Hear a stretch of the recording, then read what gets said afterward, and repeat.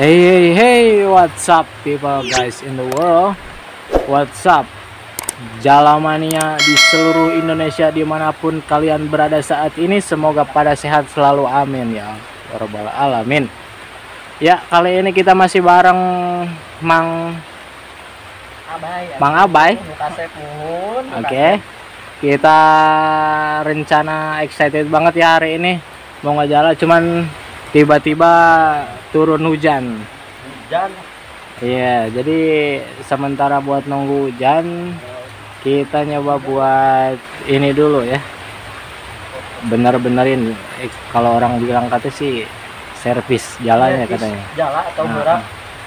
Nah, jadi sambil nunggu kita bakal tanya-tanya sama Mang Abai soal apa aja sih yang perlu disiapin, terus nanya beberapa tips juga seputar jalan tentunya. Oke, jadi kita langsung aja. Oke, Mang Abai. Oke juga. Jadi gimana? ngapain itu? Lagi nyervis ya, takut ada yang bolong. Bukan bolong, sobek. Padahal udah bolong, tapi takut ada yang sobek gitu. Jadi harus dicek dulu sebelum kita menjalan gitu. Oke. Disambung apa gimana caranya itu? Ya kalau kita nggak bawa alat ya, kita manfaatin aja yang ada di alam. Contoh seperti bekas karung kayak gini. Jadi Mang Abai bisa nyambungin batu yang udah terputus kayak gini nih, atau rantainya gitu. Biar menyatu jadi satu lagi gitu kan. Karena kenapa? Kalau ini ada celah nggak nyambung, itu ikan itu kalau pas dia nggak pas yang punya pasti bakal lepas gitu kan. Makanya Mang Abai harus sambungin lagi dulu nih seperti ini. Iya.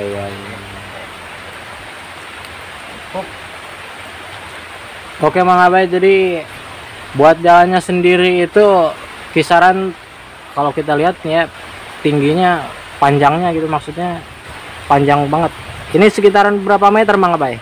Kalau hitungan depan Mang Abai itu sekitar 2 depan lebih ya, 2 depan setengahan lah. Kalau diameter mungkin 4 meter lebihan lah.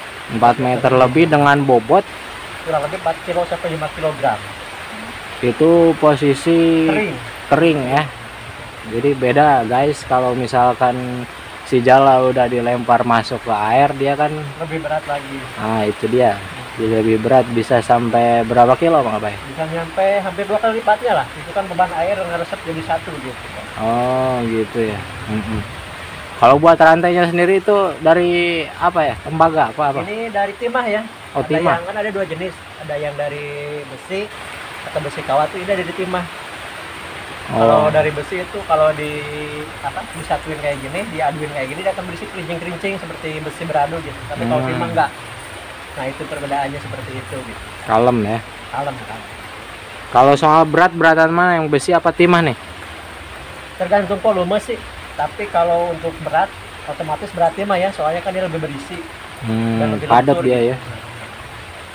Kalau buat talinya sendiri itu dari nilon apa? Ini kalau di sini sih Mang Abai biasanya pakai dumbbell ya.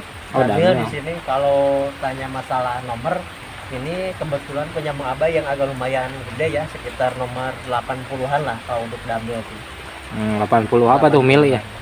Dari dumbbell nilonnya, senar atau apa tuh. Kalau buat ketahanannya sendiri ini bisa nampung berapa kilo beban nih? Kalau misalkan keisi semua, apa ngelawan arus gitu? Mang Abai pernah pakai jala ini rekor ikan sekitar kurang lebih 5 kilo nggak jebol gitu. Dan nggak jebol. Kalau di atas 5 kilo Mang Abai belum pernah dapat, tapi sih beberapa kali Mang Abai jala ini jebol juga sama ikan gitu kan, entah itu ikan apa gitu kan. Tapi yang jelas buat daya tahan mungkin 5 kilo ke bawah lah bisa masih bertahan gitu. Dan juga kan jenis-jenis ikan itu beda. Contoh seperti gabus di atas 2 kilo itu wah udah berat. Berat. Yang paling sebangsa ikan gerame, ikan apa tuh, emas, ikan tawes, ikan lele sama ikan baung itu kena. Kalau gabus itu paling 2,5 kilo, 3 kilo udah mentok nomor segini. Kalau untuk nomor kecilnya lagi 1 kilo juga biasanya udah keluar gitu kan. Iya, jadi gitu katanya guys. Terusan kalau misalkan ada yang putus-putus nih, yang benernya itu teknik buat nyulam ulang gitu, harusnya emang pakai danmil juga atau gimana tuh? Iya, harus yang kalau bisa sih sama Dianyam. sama diameter terus sama jenisnya juga. Tapi kalau nggak ada pakai karung pun jadi gitu kan ya, buat sementara gitu. Tapi kalau udah di rumah sih Mang Abe ada stok gitu kan. Contoh kayak gini nih. Ini kan Mang Abe tadi nggak dicek di rumah, jadi mau nggak mau harus disulam pakai ini nih, pakai bekas karung ya. Jadi kalau ada ikannya tuh nggak keluar gitu kan. Soalnya kalau ikannya masih keluar juga, ada 4 mata lah yang jebol gitu kan. Oke. Kalau buat ininya sendiri, kasih tips dong buat yang lain, biar istilahnya yang baru-baru apa yang udah lama juga bisa sharing gitu seputaran soal gimana sih cara yang bener ngelempar, teknik, terus ngelihat arus air. Mungkin bisa sedikit ngasih tips buat yang lain. Mungkin pesan kayak dari Mang Abay ya, pesan dari Mang Abay khususnya kayak gini. Kita kan ada di spot kali ampah ya, pesawahan. Beda lagi dengan rute spot seperti gunung atau kali gunung ya yang banyak bebatuan terus rawa. Nah, dan biasanya jalannya itu beda-beda. Contoh kalau di kali kayak gini kan dia dalamnya bisa sampai 6 sampai 7 meter pas banjir. Tapi kalau untuk saat ini kurang lebihnya 2 sampai 3 meter ya. Jadi perlu kehati-hatian juga kalau yang suka jalan tapi nggak bisa berenang. Nah itu jangan sampai coba-coba di air dalam, gitu. Cukup di air dangkal aja gitu kan. Dan juga tipsnya sih kalau mau ngelempar jala sempurna itu harus tekniknya utama ya, harus pasang kuda-kuda dan pembagian antara tangan kiri, tengah sama tangan kanan itu harus diperhatikan juga. Jadi besar kemungkinan ya kalau banyak di tengah itu akan lonjong, kalau sama rata itu akan bulat, dan tekniknya itu dicek di lapangan lah. Tuh. Seperti itu. Bisa dicoba lah gitu kan. Gitu Pops geng. Makasih Mang Abay buat tipsnya. Oke, siap, sama-sama. Terima kasih kembali.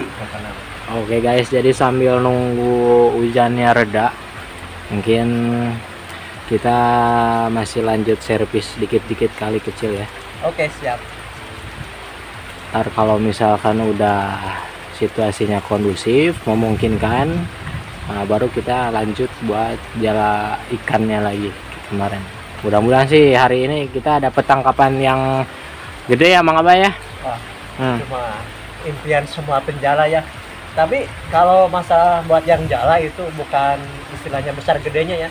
Pas jedungnya itu yang bikin aduh segalanya gitu kan. Sensasinya itu mungkin sama ya seperti yang pemancing itu pas jorannya dimakan ikan seperti apa, dan jala itu pun sama.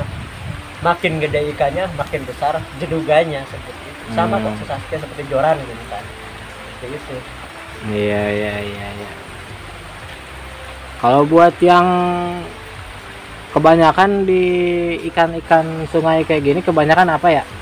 Nah itu kalau di spot kayak gini ya mayoritas itu ya biasanya ikan tawes, jair, gabus, ikan baung, terus yang paling banyak itu ikan duri. Nah Mang Abay kenapa selalu pakai diameter jala 3 jari? Karena ikan duri di sini tuh lumayan banyak. Kalau nggak kayak gini 3 jari kayak gini, ikan duri yang segini sekali jabruk udah repot buat ngeluarinnya. Makanya Mang Abay bukan nggak suka, jari yang simpel aja, jari pakai diameter yang agak sekarang lah ini sekitar 2 inan ya, 2 in. Kalau ukuran jala itu 2 in seperti ini. Jadi milihnya yang lebar ya? Yang lebar. Gitu Pops geng, itu juga tips tuh buat yang bingung istilahnya pilih jaring atau jala yang bagusnya itu yang kayak gimana. Jadi yang nggak banyak resiko itu ternyata yang agak jarang ya jaraknya.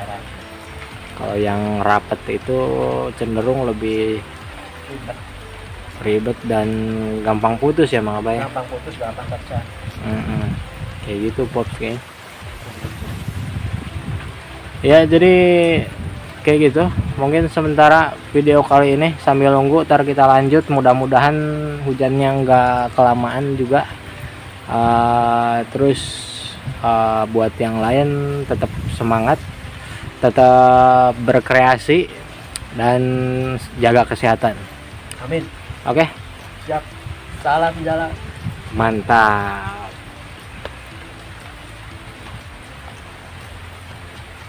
Sabar, Bu.